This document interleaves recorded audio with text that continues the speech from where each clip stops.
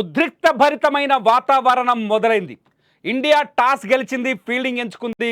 కానీ దుబాయ్ స్టేడియంలో మాత్రం సెక్యూరిటీని గతంతో పోలిస్తే చాలా కఠినతరం చేశారు the Dubai event security committee.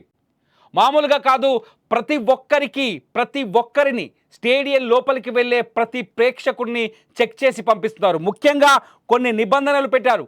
బాణాసంచా కాల్చడానికి వీల్లేదు, లేజర్ పాయింట్స్ తీసుకురావడానికి వీల్లేదు, మంటలు వచ్చే ఏ వస్తువులు కానీ ప్రమాదకరమైన పదార్థాలు కానీ ఎట్టి పరిస్థితుల్లో స్టేడియం వెలుపల కానీ స్టేడియం లోపల కానీ తీసుకురావడానికి లేకపోతే వాడటానికి వీల్లేదని దుబాయ్ ఈవెంట్ సెక్యూరిటీ కమిటీ నిర్ణయం తీసుకుంది. ఇప్పటికే పోలీసులు భారీ బందోబస్తు ఏర్పాటు చేశారు.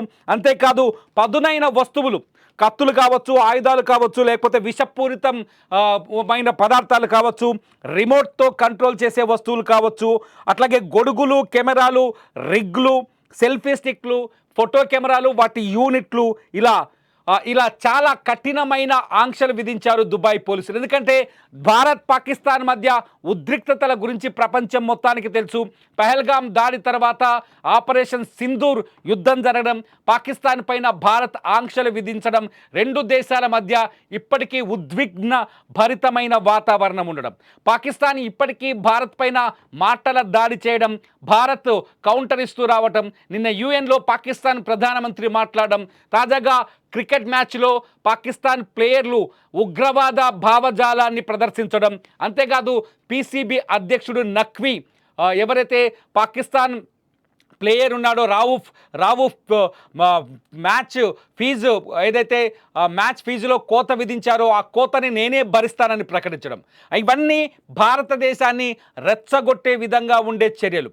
ఈ రెచ్చగొట్టే విధానం దుబాయ్లో ఊహించని పరిణామాలకు దారితీసే అవకాశం కూడా స్పష్టంగా కనిపిస్తుందని దుబాయ్ ఈవెంట్ సెక్యూరిటీ కమిటీ నిర్ణయించింది. అందుకనే సెక్యూరిటీని కఠినతరం చేసింది.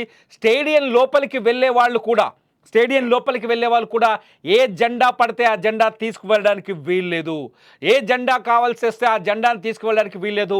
ఎవరైనా ప్రేక్షకులు స్టేడియంలో కూర్చుంటే వాళ్ళ దేశాలని రిప్రజెంట్ చేయొచ్చు, వాళ్ళ అభిమాన ఆటగాళ్ళ గురించి నినాదాలు చేసుకోవచ్చు, వాళ్ళ అభిమాన ఆటగాళ్ళని ఆకాశానికి ఎత్తుకోవచ్చు. కానీ పక్క దేశాన్ని కించపరిచే విధంగా కానీ పక్క దేశాన్ని ఇబ్బంది పెట్టే విధంగా కానీ ఎటువంటి చర్యలు తీసుకున్నా, ఎటువంటి ప్రయత్నాలు చేసినా వారిపైన కఠినమైన చర్యలు తీసుకుంటామని చాలా స్పష్టంగా the Dubai event security committee ప్రకటించింది. ఇవన్నీ చూస్తుంటే దుబాయ్ స్టేడియంలో మ్యాచ్ ఆల్రెడీ మొదలైంది.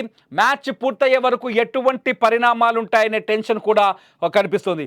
పోలీసులు మాత్రం చాలా పక్కడబందీ బందోబస్తును ఏర్పాటు చేశారు. అక్కడ అణువణువుని చెక్ చేస్తున్నారు, ప్రతి చోట నిఘాను పెట్టారు. అడుగున పోలీసులు, సాయుధులైన పోలీసులు అంటే ఆయుధాలతో ఉన్న పోలీసులు సెక్యూరిటీ ఇస్తున్నారు. మొత్తానికి దుబాయ్లో జరుగుతున్న ఈ మ్యాచ్, గత మ్యాచ్లు చూస్తే ఒకసారి గత మ్యాచ్లు చూద్దాం. గ్రూప్లో జరుగుతున్న మ్యాచ్, గ్రూప్ స్టేజ్లో జరిగిన మ్యాచ్లో అసలు నిజానికి ఈ స్టేడియం నిండనే లేదు. దుబాయ్ స్టేడియం దాదాపు 28,000 మంది ప్రేక్షకులు ఉంటారు. అయితే గతంలో మొదటి మ్యాచ్కి 20,000 మంది కూడా హాజరు కాలేదు. అసలు టికెట్లే పూర్తి స్థాయిలో అమ్ముడుపోలేదు. దీనికి కారణం ఏంటంటే భారత్లో పాకిస్తాన్ మ్యాచ్ని నిషేధించాలంటూ, బాయ్కాట్ పాకిస్తాన్ అంటూ ఒక సోషల్ మీడియాలో చర్చ జరిగింది. ఈ చర్చ నేపథ్యంలో ఎవరు ఆ రోజు మ్యాచ్ వైపు వెళ్ళడానికి ఆసక్తి చూపించలేదు. తర్వాత సూపర్ 4 స్టేజ్లో జరిగినప్పటికీ కూడా సూపర్ 4 స్టేజ్లో కూడా 17,000 టికెట్లే, అంటే మొదటి మ్యాచ్తో పోలిస్తే ఇంకా తక్కువ టికెట్లు అమ్ముడుపోయాయి. కనీసం ఆ మ్యాచ్ని ఎవరు పరిగణలోకి కూడా తీసుకోలేదు. కానీ ఫైనల్ మ్యాచ్, ఇప్పుడు అందరూ ఫైనల్ మ్యాచ్ని సీరియస్గా తీసుకున్నారు.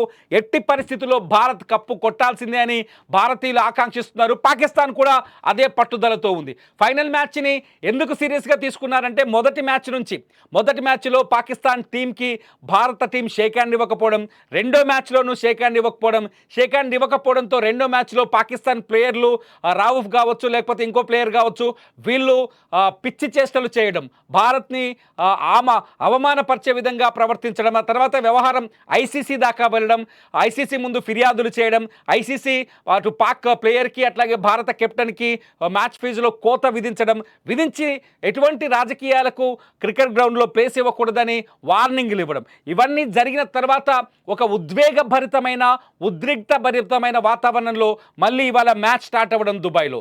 మ్యాచ్ స్టార్ట్ అయింది. ఇవాళ కూడా టాస్లో సూర్యకుమార్ యాదవ్ షేక్ హ్యాండ్ ఇస్తాడు ఆఘాకి, పాకిస్తాన్ కెప్టెన్ ఆఘాకి అనుకున్నారు. కానీ పాకిస్తాన్ కెప్టెన్కి షేక్ హ్యాండ్ ఇవ్వకుండానే సూర్యకుమార్ యాదవ్ అక్కడి నుంచి వెళ్ళిపోయాడు. సూర్యకుమార్ యాదవ్ ఎట్టి పరిస్థితుల్లో పాకిస్తాన్కి లొంగే ప్రసక్తే లేదని, ఎంత అంతర్జాతీయ ఒత్తిడి వచ్చినా, ఒక రకంగా చెప్పాలి అంటే ఐసీసీ ఒత్తిడి చేసిందని చెప్పాలి. ఎందుకంటే ఐసీసీ రెఫరీని మార్చిపడేసింది, మ్యాచ్ రెఫరీని మార్చేసింది. యాండీ పైక్రాఫ్ట్ గతంలో 2 మ్యాచ్లకి యాండీ పైక్రాఫ్ట్ రెఫరీగా ఉన్నాడు. మొదటి మ్యాచ్ జరిగినప్పుడు యాండీ పైక్రాఫ్ట్ పైన చర్యలు తీసుకోవాలని పీసీబీ ఐసీసీకి ఫిర్యాదు చేసింది, ఏసీసీకి ఫిర్యాదు చేసింది. యాండీ పైక్రాఫ్ట్ పైన చర్యలు తీసుకోకపోతే రెండో మ్యాచ్కి మేము రాము అని చెప్పింది, టైం కూడా వేస్ట్ చేసింది. రెండో మ్యాచ్ జరిగిన సూపర్ 4లో మేము మ్యాచ్కి హాజరయ్యే ప్రసక్తి లేదంటూ పాకిస్తాన్ మీనమేషాలు డ్రామాలు కూడా ప్లే చేసింది. అయినప్పటికీ ఐసీసీ భయపడలేదు.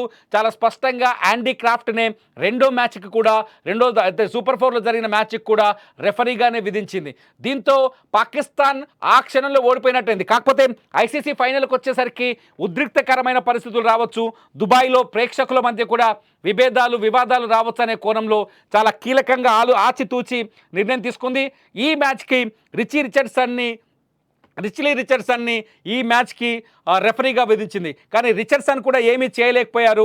సూర్యకుమార్ యాదవ్ చేత పాకిస్తాన్ కెప్టెన్కి షేక్ హ్యాండ్ ఇప్పించలేకపోయారు. ఇదంతా కొంత ఉద్రిక్తభరితమైన భావోద్వేగమైన వాతావరణాన్ని క్రియేట్ చేసిందని చెప్పాలి. చూడాలి, ఈ భావోద్వేగమైన వాతావరణాన్ని కంట్రోల్ చేయడానికి దుబాయ్ ఈవెంట్ సెక్యూరిటీ కమిటీ కీలకమైన చర్యలు తీసుకుంది. సెక్యూరిటీ విషయంలో చాలా భద్రంగా ఉంది. ఎటువంటి వస్తువులు కానీ, ఆయుధాలు కానీ, ఆయుధాలకు పోలిన వస్తువులను కానీ, కెమెరా ట్రైపాడ్లను కానీ, ఆఖరికి సెల్ఫీ స్టిక్కులను కానీ, జెండాలను అంటే నినాదాలతో కూడిన వేరే జెండాలు కావచ్చు, పోస్టర్లను కానీ నాటెళ్ళడం చెప్పింది. బాణాసంచా కాల్చడానికి వీల్లేదని చెప్పింది. లేజర్ పాయింట్స్ పట్టుకురావడానికి వీల్లేదని చెప్పింది. మంటలు వచ్చే ఏ పదార్థాలను కానీ, వస్తువులను కానీ స్టేడియంలోకి అనుమతించబోమని చెప్పింది. అంతేకాదు గొడుగులు, కెమెరాల్ని కూడా ఆఖరికి నిలుపుదల చేసింది. దీంతో దుబాయ్ స్టేడియంలో పరిస్థితులు ఎలా ఉన్నాయో మనం అంచనా వేయొచ్చు. ప్రస్తుతం స్టేడియంలో పాకిస్తానీలు, ఇండియన్స్ ఇద్దరు కలిసే కూర్చున్నారు. ఒక రోలో పాకిస్తానీలు కూర్చుంటే ఇంకొక రోలో ఇండియన్స్ కలిసే కూర్చున్నారు. ఈ పరిస్థితిని కంట్రోల్ చేయడానికి దుబాయ్ పోలీసులు అక్కడ తీవ్రంగా శ్రమిస్తున్నారు. మీరేమనుకుంటున్నారు? ఈ గేమ్ సజావుగా కొనసాగాలని నేనైతే ఆశిస్తున్నాను. మీరేమనుకుంటున్నారో ఈ వీడియో కింద కామెంట్ చేయండి. క్రికెట్ లైవ్ అప్డేట్స్ కోసం చూస్తూనే ఉండండి సుమన్ టీవీ డిజిటల్ లైవ్, అట్లాగే సుమన్ టీవీ లైవ్.